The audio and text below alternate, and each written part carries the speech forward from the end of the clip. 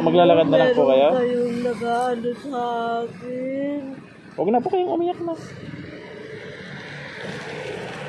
Naiyak si nanay. Saan po kayo ngayon papunta, Nay? Saan po kayo papunta ngayon? Papunta? Saan kayo papunta?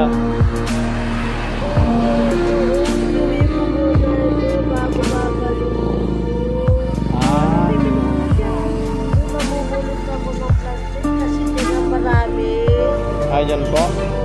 O, ingat po kayo, Nay, ah. Ibulsa nyo naman po.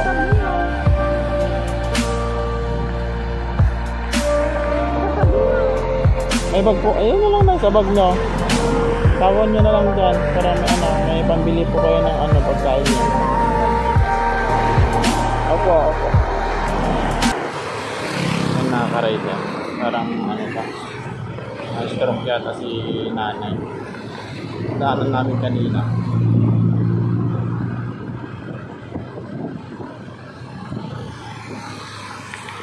Ayun si nanay. Doon natin.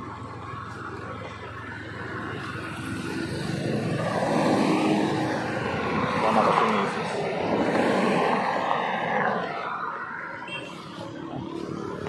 Nay, ano po yan? Ano po yung nangangalakal po kayo? Opo. Taga saan po kayo, Nay? Taga Alicia po. Ay, taga Alicia po kayo. Saan po kayo papunta? Ito ako sa example. Ano po yung plastic po? Iniwanan ako ng mga pamilya ko. Saan po kayo sa Alicia, Nay? Walang mag-aalaga na sa akin na magsasakain. Kung hindi ko gagawin ganito na. Wala po kayong anak? Kinuha lahat sila. Wala po kayong asawa? Nag-asawa ng matanda daw. Ano po ang pangalan nyo? Disgrasya kasi ako anak. Iniwanan ako ng mga pamilya ko at hindi na ako makahanap buhay. May anak po kayo? Meron po kayong anak? May anak po kayo? Wala po kayong anak, Nay? Gano'n? Kinuha lahat. Kinuha lahat yung asawa ko. Walang iniwan sa akin. Saan po kayo sa Alicia? Saan po kayo nakatira sa Alicia? Malayo. Hindi ko alam ang patuloy. Pero may inuuwian po kayo? May bahay ako na ganyan. May bahay po kayo dito? Ganyan ang bahay ko.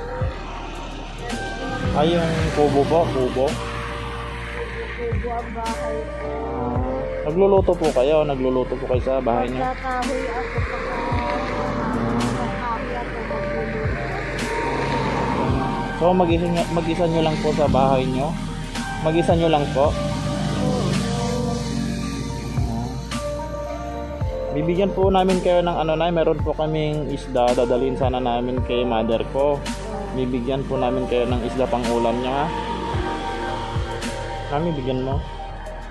Nadaanan kasi namin kanina mga ka-rider si nanay dito. Naglalakad. Nangangalakal ng plastic. Yung paggalinggo, pag nakaipon na ako ng 10 sako, 50 lang ang bayad. Isang sako po, 50? Magkano naman po yung ganyan per kilo? Ang per kilo, 2 pesos. Ibigyan po kayo ni Mrs. ng pang-ulam yun na ya.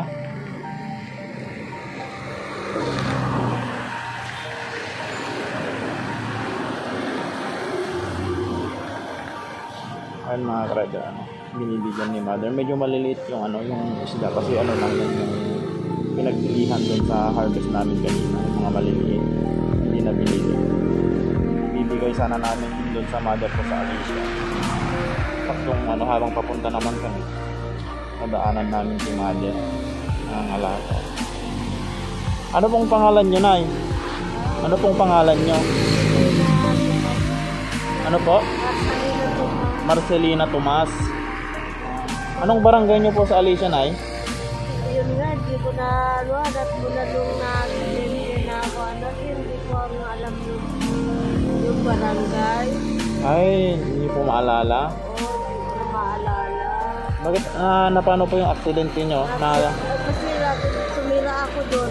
Yung amo ko pupunta sa hospital. Babaunan namin. Yung motor, wala daw ilaw. Nabaliktad yung motor. Ay, nabangga po kayo. Bumangga. Okay na po yun, Nay, sa inyo? Okay na po yun sa inyo? Nalayasan ako ng pamilya ko. Ano nyo na lang po, Nay, para magtagal po. I-prete nyo na lang po. Ano, Nay?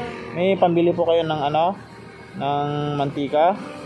Pagka kung mapuno ko ito, may 3 sako doon, ibebenta ko muna bago kakain ako. Bibigyan po kayo ni Mrs. ng ano, pambili nyo ng mantika na yan, ano? Ito. Ito na na ha. Bilhin mo ng ano. Itago nyo na lang po. Ano, yan lang. Ang dala ko. Ano? Tago mo na. Dito na muna. Oo. Kawawa naman si Nan. Nay, ingat po kayo. Oo. Natin natin si Nan. Okay. So, maglalakad na lang po kayo? Meron kayong nag-ano sa akin. Huwag na po kayong umiyak na. Naiyak si Nanay. Saan po kayo ngayon papunta, Nay? Saan po kayo papunta ngayon? Saan kayo papunta? Uuwi ko muna ito bago babalik ito. Ano mo dyan? Mamubulot ako ng plastic kasi dyan ang marami. Dyan po. Oo. Ingat po kayo, Nay, Itago na nag-read yung pera niyo muna. Ibulsa nyo na lang po. Itago niyo. Sa bag niyo. May bag po. Ayun na lang, Nay, sa bag nyo. Tawon nyo na lang dyan para may pambili po kayo ng pagkain niya. Opo. I-prito mo lang yan, Nay, para magtagal po yung ulam mo. Pwede mong unti-untiin. Thank you. Okay, sige po, Nay. Paalis na po kami. Ingat po kayo.